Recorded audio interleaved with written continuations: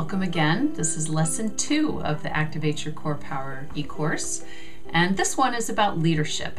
Now, views about leadership have shifted a lot over the years.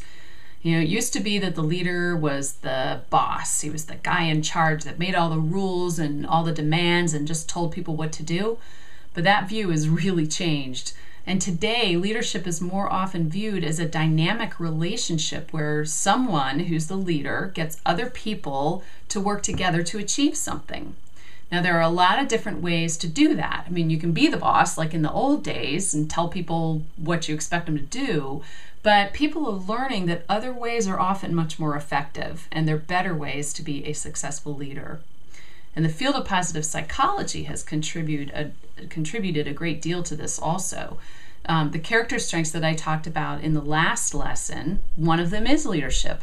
Perhaps that's in your top 5, but if it's not, that's okay. It doesn't mean that you can't be a great leader. Actually, it's not the most important one.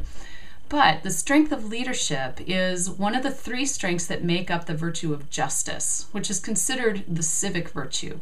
And it's associated with assuring that a community can live together and that things will be handled equitable and fair. And it attends to the longevity of the group in balance with the needs of the individuals.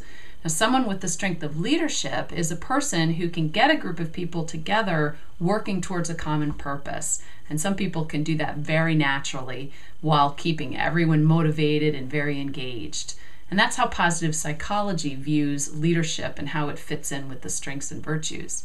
Now, here's something else interesting. Chris Peterson, one of the researchers I mentioned in the last lesson, was involved in a study with West Point cadets a few years ago. Now, the cadets took the signature strength survey, which hopefully by now you've done, and if not, I think I stuck another link down there so you can do it after the video. Anyway, all the cadets took the survey to identify their top 5 strengths, and they also asked them to do all kinds of additional personality surveys, and they measured things like grit and perseverance and other traits, including leadership.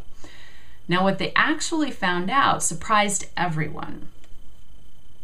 Of all the character strengths among the cadets who were ranked as the best leaders, and this wasn't just by the researchers, this was by all of their peers and the faculty at the academy, but there was one particular strength that showed up among that group, and it wasn't leadership.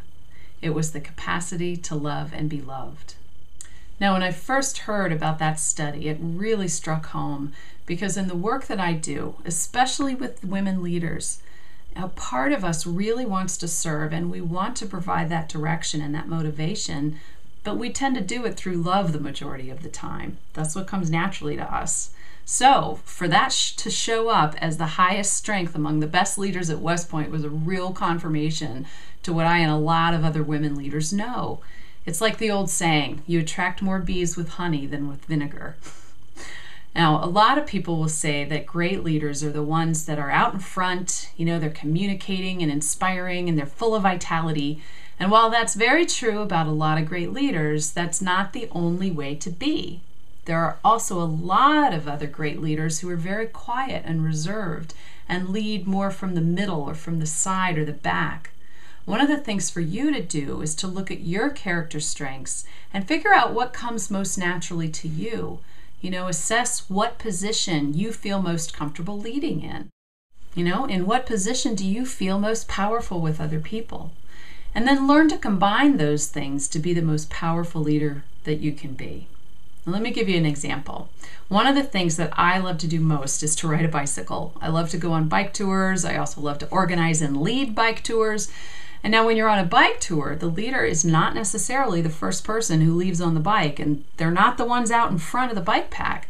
The leader is generally the one who does a lot of the planning ahead of time. They try to be aware of some of the potential obstacles that people need to be aware of and know about in order to move through safely. They're sometimes the one who falls behind to motivate that one person who's struggling up the hill.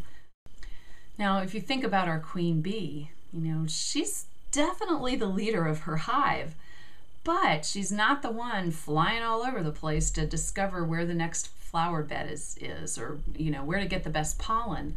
She sits quietly and centered in the hive, providing nurturance and assuring that the hive is going to continue to flourish into the future. So there are a lot of ways to be a very powerful leader. In your life, look at your strengths. How can you use your strengths to inspire other people and to motivate them, to get them to move together towards a common goal? Think about the various areas of your life and how can you bring out these great leadership qualities in those different areas. And think about some additional strengths that you may want to work on. Some of those sleeping strengths that you might want to wake up and exercise a bit to make them stronger to help you be the best leader that you can be. So for now, have fun exploring your power and your strengths and your leadership style.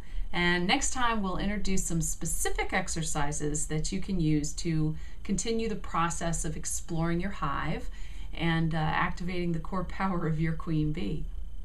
Enjoy.